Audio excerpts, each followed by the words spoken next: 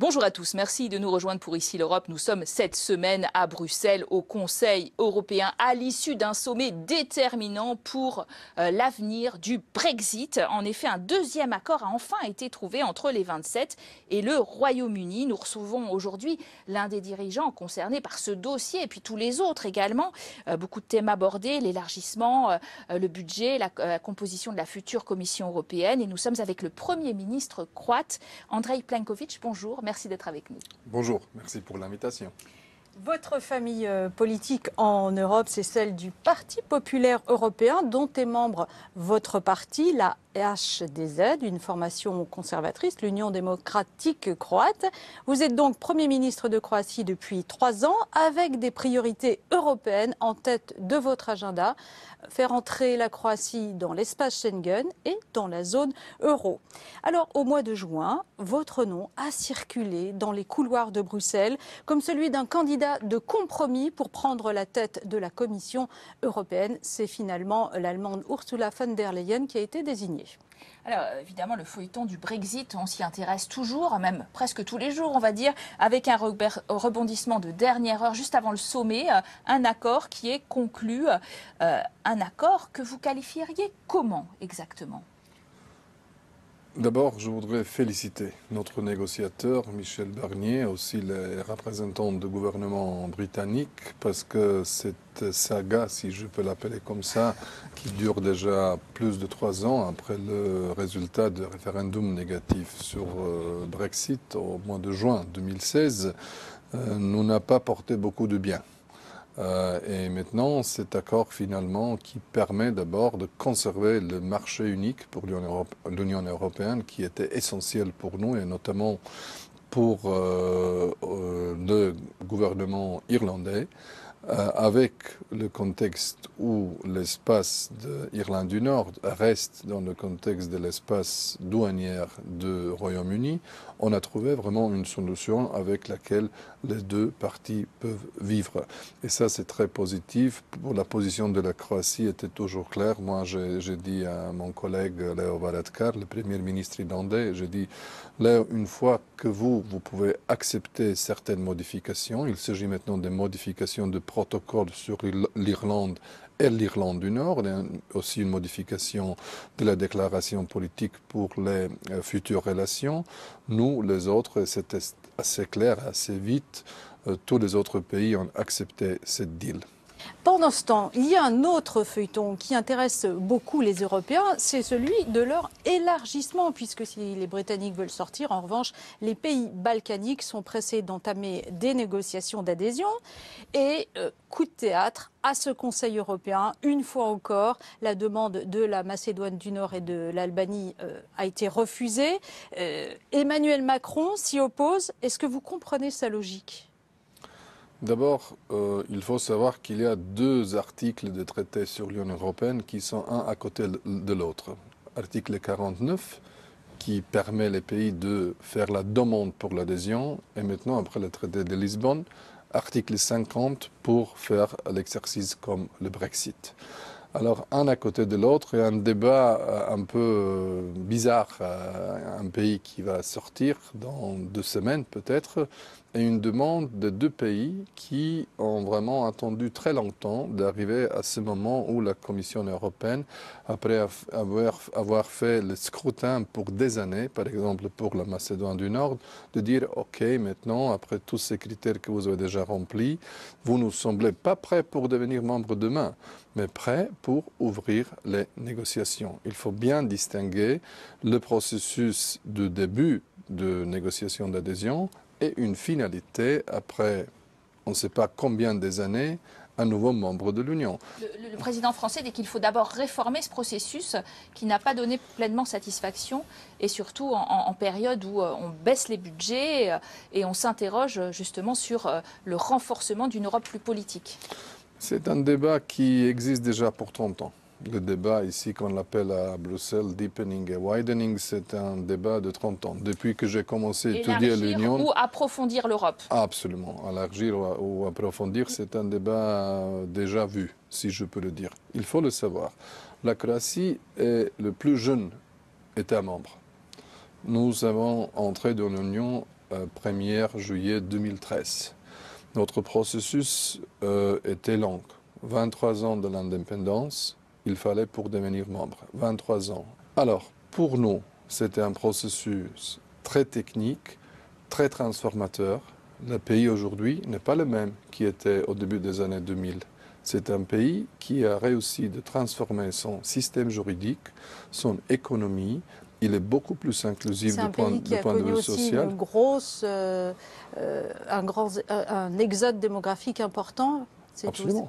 Ça, c'est aussi le cas, mais ça, je vais vous expliquer dans 2 secondes. Ce que je voulais insister, c'est le point suivant. Le processus de l'élargissement est là pour aider la transformation des pays qui veulent adhérer à l'Union. Et ce n'est pas un processus de un jour à l'autre. C'est un processus qui, après l'adhésion de la Croatie, est devenu déjà beaucoup plus compliqué, beaucoup plus sévère, beaucoup plus restreint, avec beaucoup plus de filtres. Par exemple, le Monténégro, ils ont commencé en 2012. Maintenant, nous sommes 2019. Ils ont ouvert 33 chapitres et fermé seulement 3. Serbie commençait en 2014. Ils ont ouvert 17 chapitres, fermés provisoirement seulement 2 ou 3.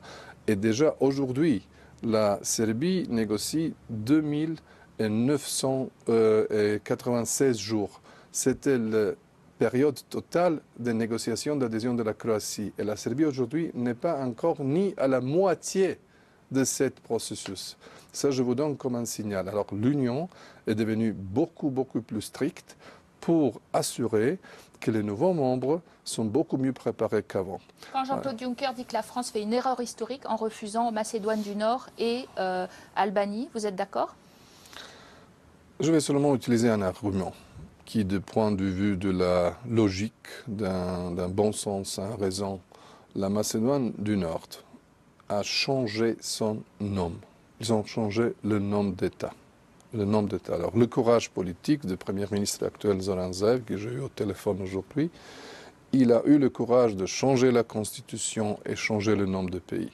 Qui ne convenait pas à la Grèce, hein, soyons, il y avait une querelle diplomatique énorme autour du nom de ce pays. Querelle diplomatique qui durait 30 ans. Mais si vous avez le courage de changer le nom et vous comptez maintenant 7 critères va vraiment permettre mon pays de au moins commencer les négociations, dans ce contexte-là, la décision d'hier n'était pas vraiment une bonne décision. Moi, je l'appellerais un rendez-vous manqué avec la responsabilité historique.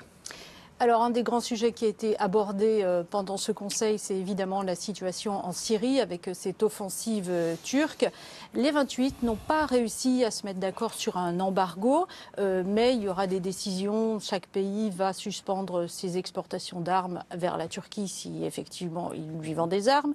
Est-ce que l'Europe fait vraiment le poids face à Erdogan qui est en tête-à-tête avec Trump, avec Poutine? Est-ce qu'il n'y a pas là une vacance de la diplomatie européenne?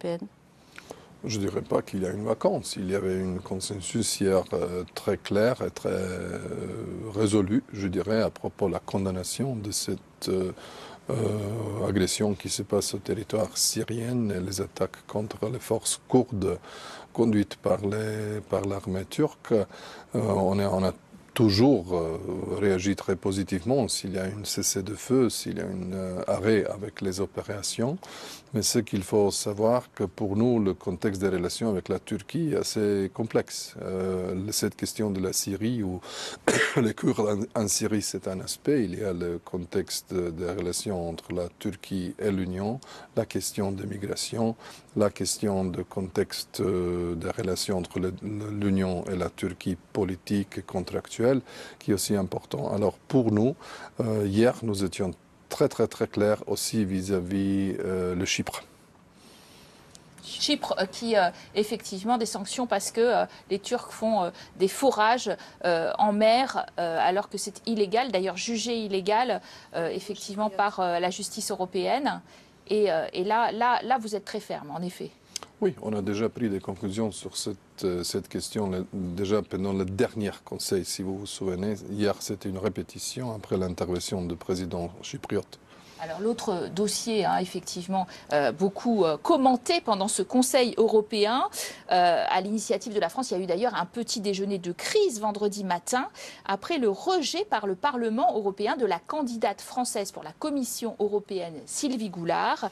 Paris cherche une trêve entre les différents groupes du Parlement. En tout cas, c'est comme ça qu'on présente du côté de l'Élysée une crise institutionnelle. Vous êtes d'accord avec cette idée que ce rejet de Sylvie Goulard dénote une crise institutionnelle, une crise de confiance?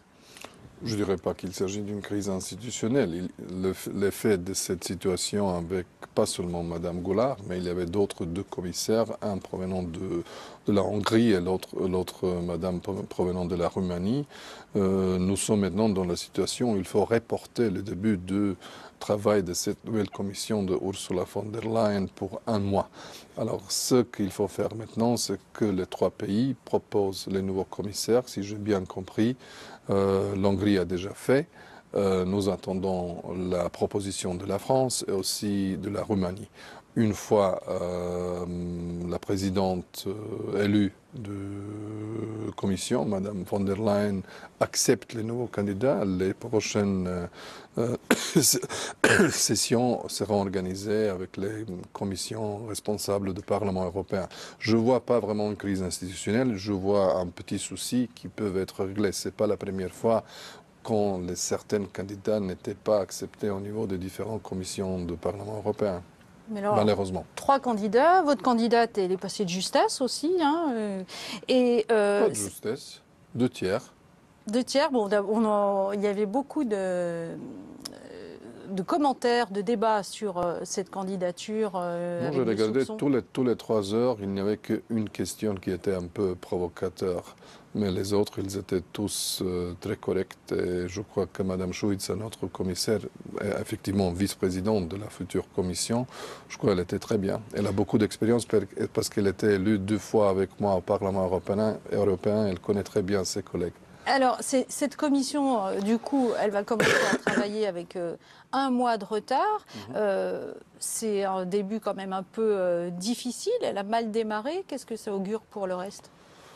D'abord, ça aussi, ce n'est pas la première fois. Il y avait différentes commissions qui ont eu 1 ou 2 mois de retard. Vous vous souvenez, la commission Barroso, par exemple, il y avait le même type de situation. Moi, je crois, au contraire, j'ai entendu très clairement aujourd'hui Ursula von der Leyen, qui a beaucoup de force, beaucoup d'ambition, beaucoup d'énergie. Son programme, qui est un plan de convergence avec l'agenda stratégique qui était adopté par le Conseil européen au mois de juin.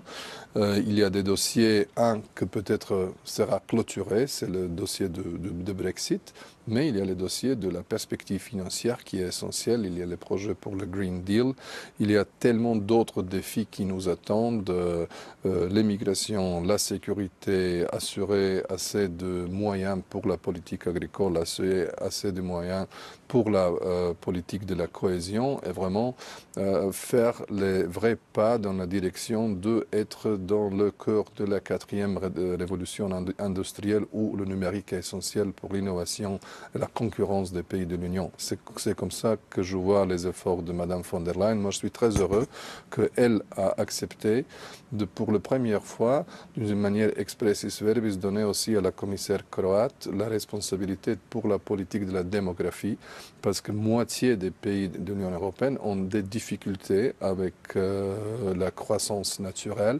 Et là, il faut une valeur ajoutée du côté européen pour aider les efforts au niveau national des pays membres. Là, je suis très content parce qu'il était ministre des Affaires sociales de la famille. Elle aime le dossier. Ça, c'est positif. Mais Andrej Plenković, vous-même, en tant que Premier ministre croate, votre nom avait circulé effectivement en juin pour prendre la tête de cette commission européenne au nom du Parti populaire européen. Est-ce que vous regrettez une occasion manquée ? Non, mon candidat était Manfred Weber. Moi, j'étais avec Krišjānis Kariņš, négociateur de PPE, pour cette négociation sur les postes qui étaient là. La priorité pour le PPE, c'était la présidence de la Commission. C'est ça qu'on a finalement obtenu et moi, je me suis battu pour ça. Il y avait beaucoup de rumeurs, mais mon objectif était vraiment de faire le travail que je fais déjà pour 3 ans. C'est exactement aujourd'hui que je suis 3 ans Premier ministre de la Croatie. Et comme nous avons la présidence qui nous attend, moi j'ai des responsabilités nationales qui sont assez lourdes, graves et importantes. Si vous deviez résumer en quelques mots pour nos téléspectateurs, Oui. peut-être un petit peu en exclu, ces priorités pour vous de la présidence croate future? 4 priorités. La première, comme pour tout le monde, quand j'ai lu tous les programmes de la présidence pendant les dernières 30 ans, c'est le volet de la croissance. La croissance dans toutes les politiques sectorielles. Deuxième, c'est les connectivités, c'est notamment la numérique, infrastructure et transport. Troisième, c'est la sécurité, le dossier que les Français connaissent très bien, s'il s'agit de la protection des migrations illégales ou il s'agit de la sécurité interne. Et le quatrième, c'est vraiment de faire l'Union européenne sans Royaume-Uni, parce qu'on va dire que moi je suis toujours très très triste et je regrette cette Brexit parce que nous allons perdre un pays qui est membre permanent du Conseil de sécurité, une puissance nucléaire, un champion de libre-échange et un pays avec beaucoup d'influence dans le monde. Alors l'Union avec ou sans Royaume-Uni, ce n'est pas le même. Et pour cela, il faut vraiment travailler sur l'aspect global de notre projet européen. Merci Andrej Plenković d'avoir été notre invité aujourd'hui. Merci à vous de nous avoir suivis pour cette première partie. On se retrouve dans la seconde partie pour parler du futur lauréat du prix Sakharov pour la liberté d'esprit. Un thème passionnant, vous allez le voir juste après la pause.